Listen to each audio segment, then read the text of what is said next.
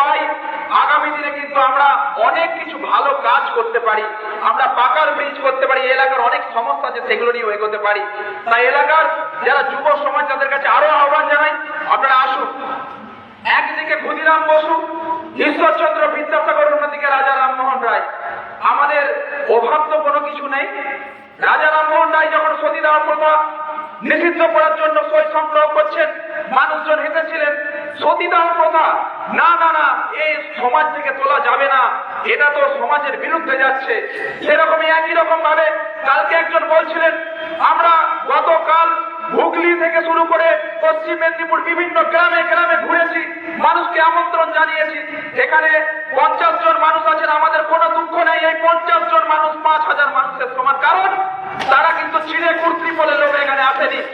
আবারও বলি, তারা বিবেকের ডাকে এখানে এসেছেন যে না পাকার ব্রিজটা দরকার। যে সমস্ত মায়েরা এসেছেন, অনেকেই 50-55 বছর বয়স, আমি ওই সমস্ত যুব সমাজকে বলি, আরে বন্ধু এসে দেখে যাও, তোমার মায়েরা এসেছে, তোমরা আসতে পারতে না?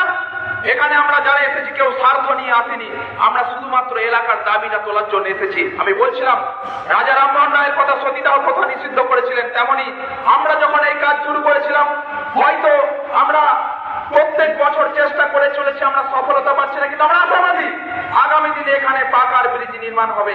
গতকাল আমি যখন শ্যামসুন্দরপুরে পথসভা করছিলাম, একজন বন্ধু বলছেন যে বাসের থাকো তো হয়ে গেছে, কি দরকার পাকার ব্রিজের? আমি প্রশ্ন করতে চাই, আমাদের তো মাটির বাড়ি ছিল, কি দরকার ছিল পাকার বাড়ি বানানোর?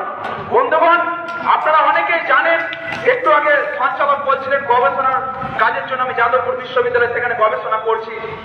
আমি শুধু একটা কথাই বলবো যে থাকবো না গো বদ্ধ করে, দেখবো এবার জগৎটাকে। পড়াশোনার সুবাদে এখনো পর্যন্ত ভারতবর্ষের 18টি রাজ্যে আমি সেখানে বিভিন্ন কারণে আমাকে যেতে হয়েছে।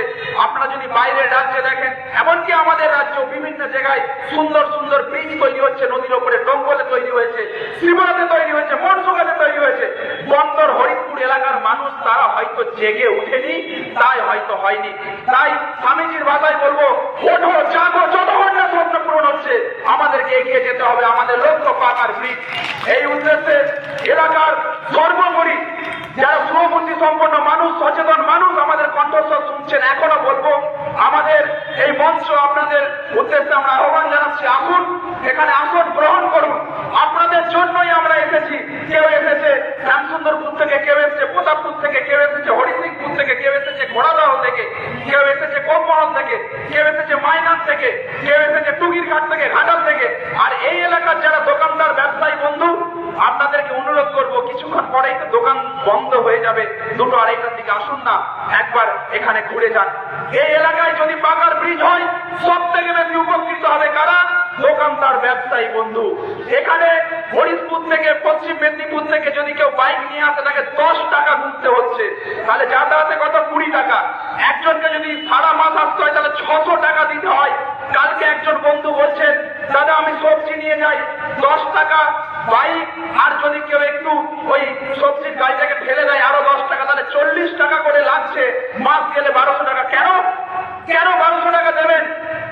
তিনি ভোট দেন, তারপরেও কেন তাকে 1200 টাকা গুনতে হবে? তাহলে এই 1200 টাকা যদি না গুনতে হয়, তার কিন্তু লাভের অঙ্কটা বেড়ে যাবে।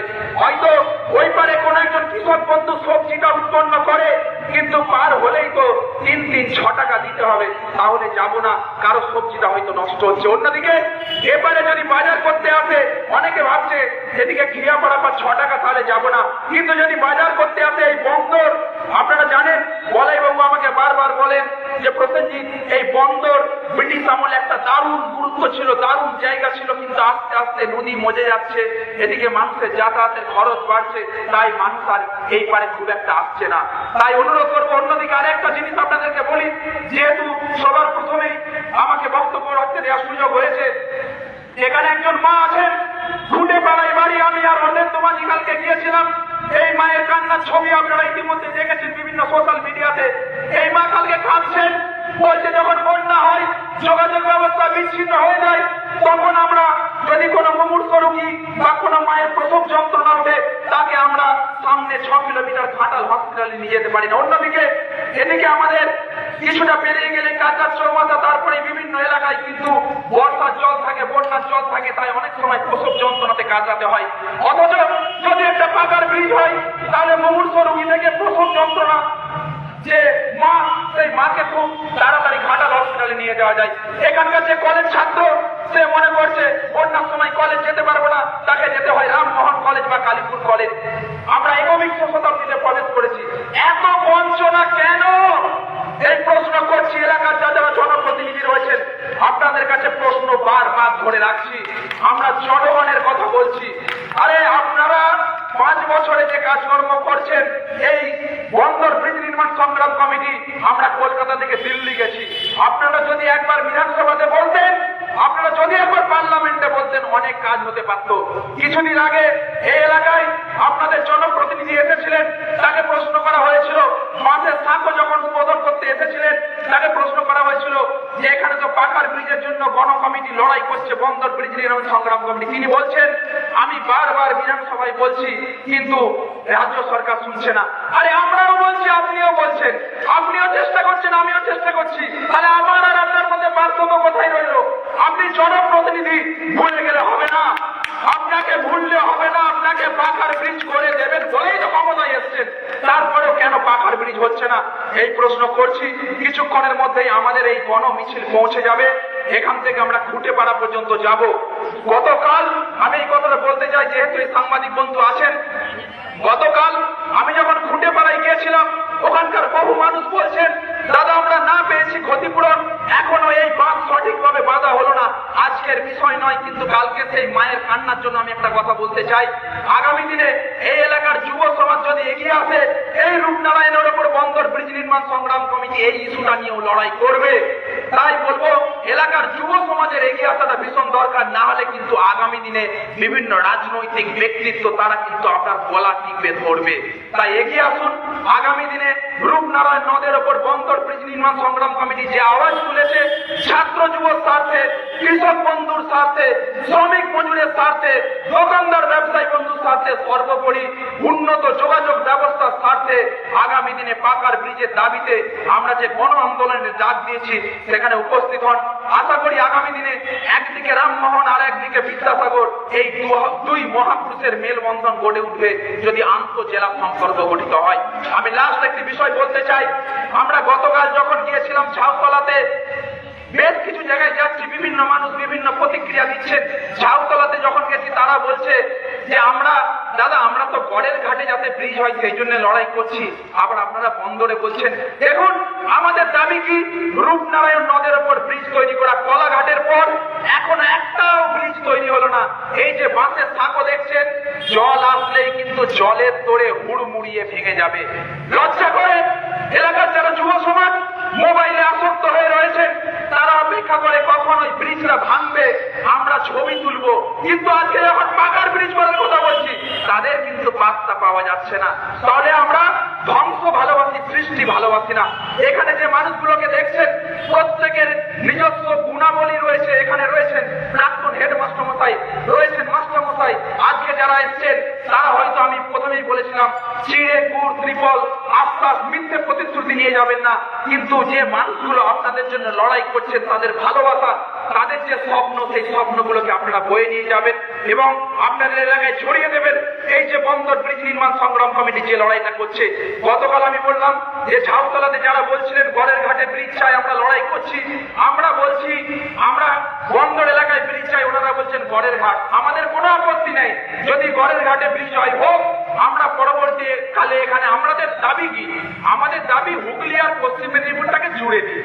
আপনি পাকার ব্রিজ করবেন, সেক্ষেত্রে ন্যাশনাল হাইওয়ে করবেন, 6 লেন করবেন কি 3 লেন করবেন, আমরা চাইছি দুটো জেলা জুড়ে যাক। তাই আগামী দিনে আরো বৃহত্তর আন্দোলনে আমরা নামবো এবং প্রয়োজন হলে আমরা রাস্তা অবরোধ করতে পারি, বাসের সাঁকো অবরোধ করতে পারি, কিন্তু আমরা করি না কেন জানেন? কারণ মানুষের কষ্ট নিবারণের জন্য আমরা পথে নেমেছি। তাই মানুষকে কষ্ট দিয়ে আমরা কোনো কাজ করতে চাই না। কিন্তু এটুকুই বলবো, এলাকার যারা জনপ্রতিনিধি, যারা রাজনৈতিক প্রতিনিধি রয়েছেন, কেন্দ্রের যারা প্রতিনিধি, রাজ্যের যারা প্রতিনিধি, যারা আমাদের কথা শুনছেন, শুধু এটুকুই বলবো, ক্ষমতার পরীক্ষা নেবেন না বন্ধু। কারণ জানেন, জনগণই কিন্তু শেষ কথা বলে। আর ভারতবর্ষ হচ্ছে গণতান্ত্রিক রাষ্ট্র, এখানে জনগণ কিন্তু সরকার নির্বাচন করে।